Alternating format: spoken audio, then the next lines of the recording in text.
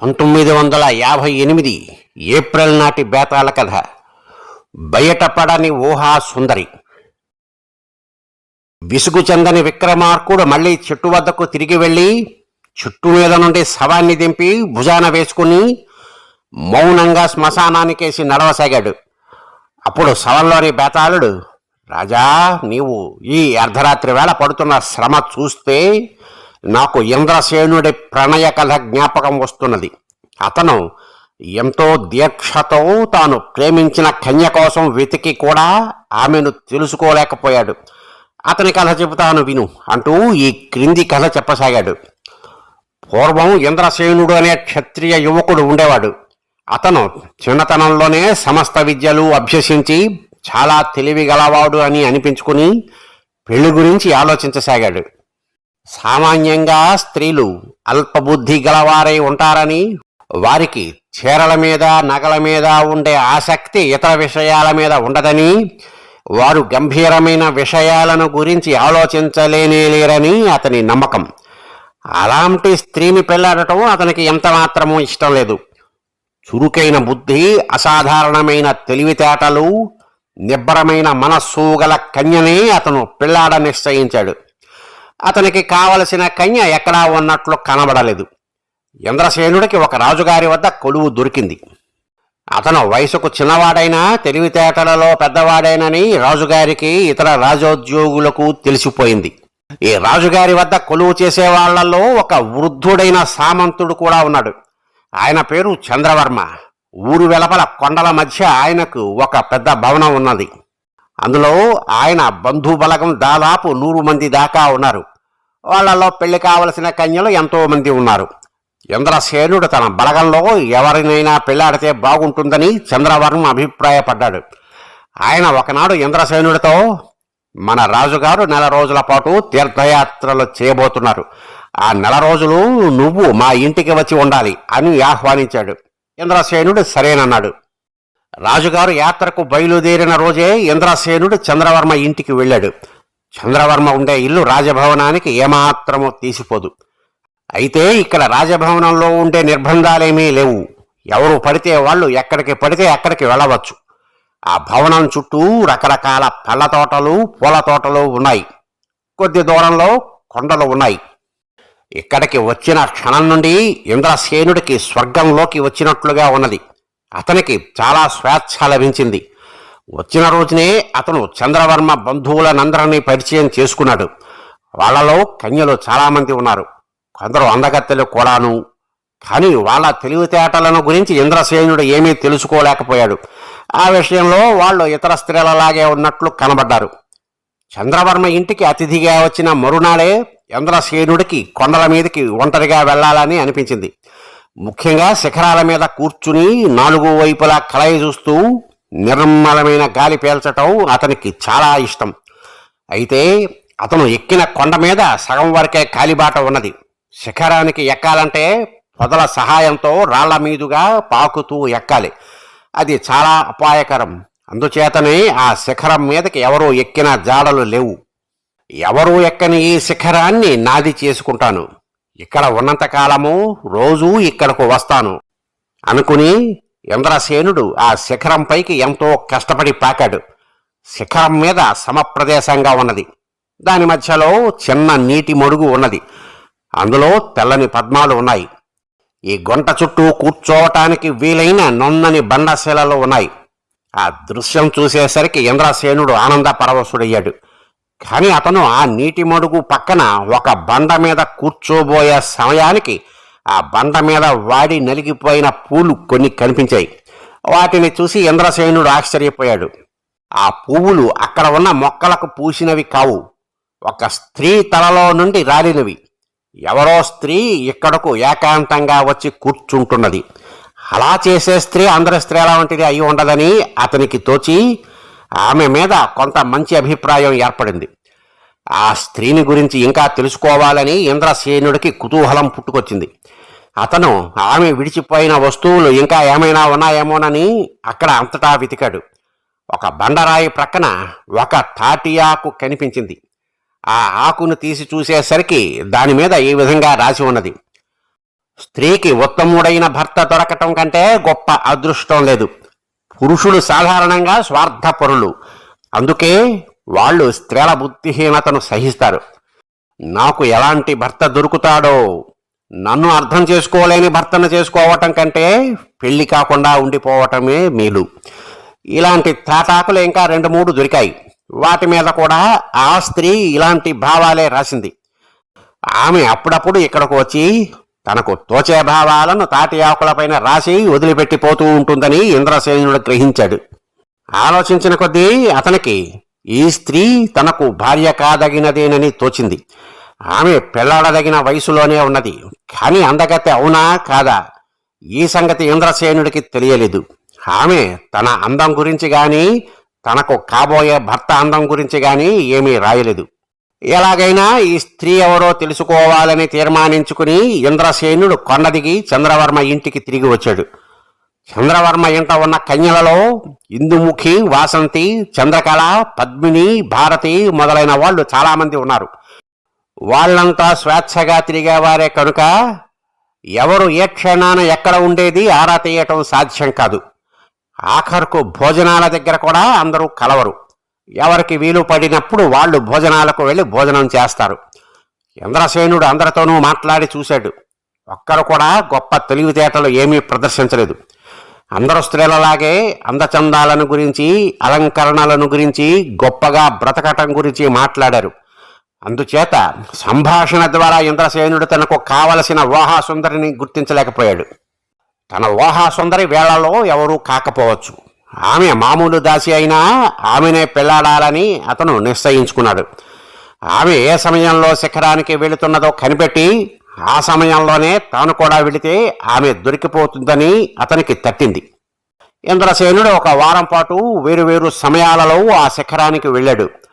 ఒకరోజు ఒక రాతి మీద చిన్న తాటియాకు పెట్టి ఉన్నది. దానిపైన నన్ను తెలుసుకోవటానికి గాను వెంబడించవద్దు.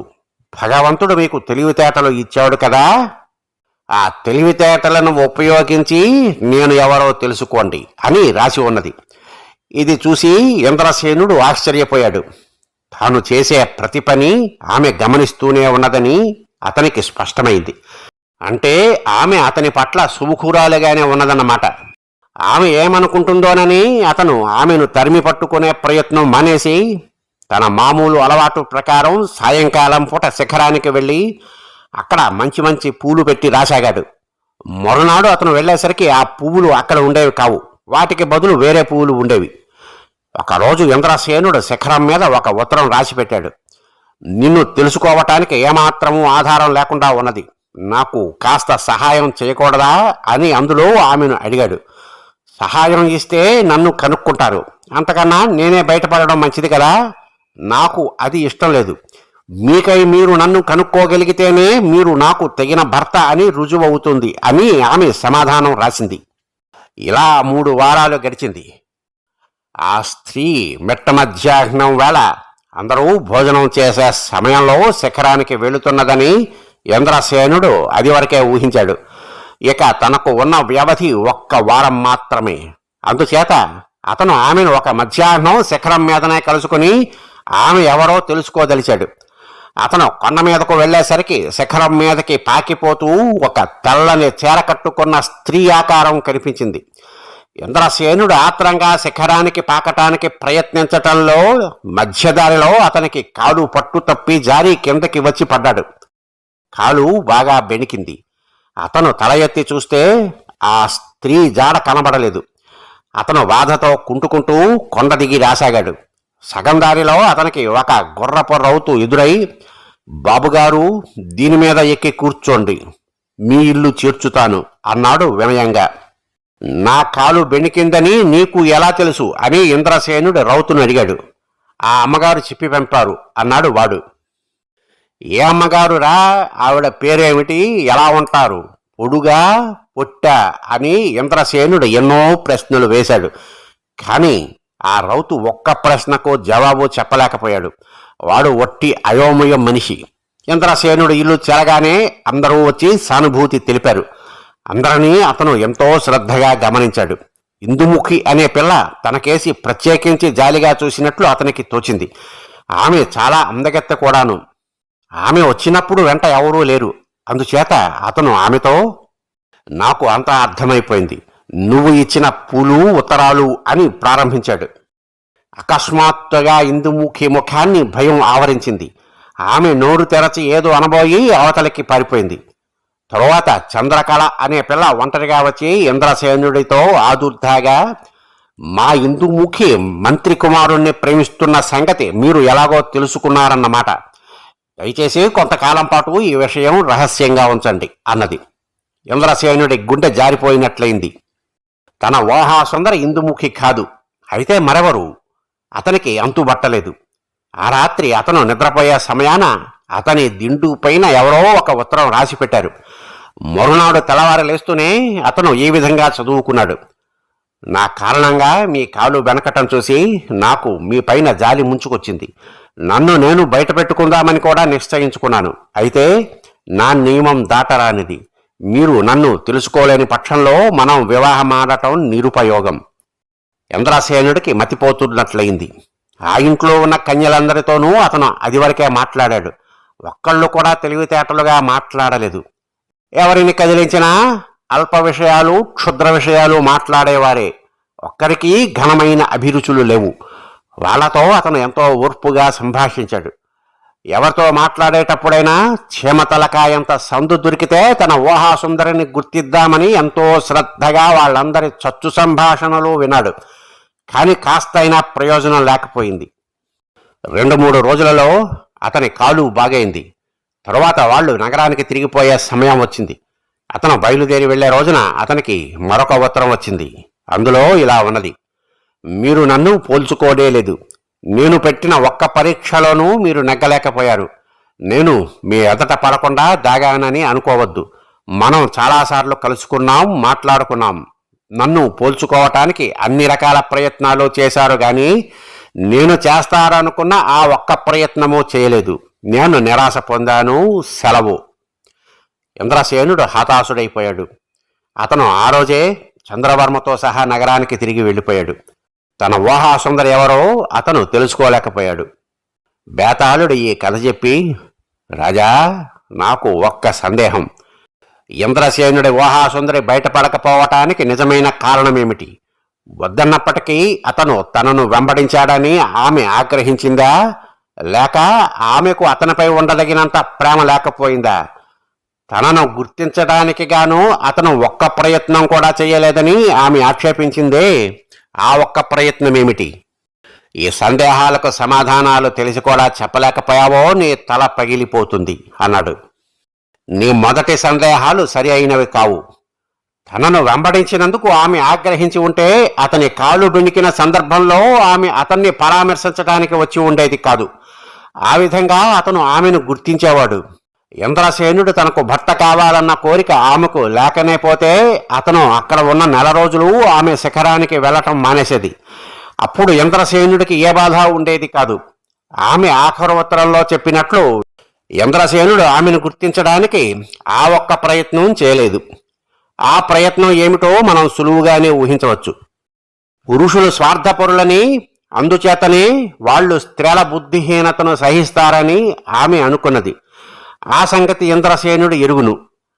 అతను చంద్రవర్మ ఇంట ఉన్న కన్యలతో మాట్లాడేటప్పుడు వాళ్ల బుద్ధి తక్కువ సంభాషణను సహించాడే కానీ అసహించుకోలేదు. అతన్ని పరీక్షించడానికి గాను అతని ఊహాసుందరి కూడా ఇతర స్త్రీలలాగే అతనితో మాట్లాడింది. ఇంద్రసేనుడు కూడా స్వార్థపరుడు కావటం చేతనే తనతో మాట్లాడే స్త్రీల బుద్ధిహీనతను సహించాడు. లేకపోతే తన ఊహాసుందరికి కోపం వస్తుందేమోనని అతను భయపడ్డాడు. ఇది సర్వసాధారణంగా అందరూ పురుషులు చేసే పని. ఈ కారణం వల్లనే అతను తన ఊహాసుందరిని కనుక్కోలేకపోయాడు అని విక్రమార్కుడు సమాధానం చెప్పాడు. రాజుకు ఈ విధంగా మౌనభంగం కాగానే బేతాళుడు మాయమై శవంతో సహా మళ్లీ చెట్టెక్కాడు. కల్పితం. స్వస్తి.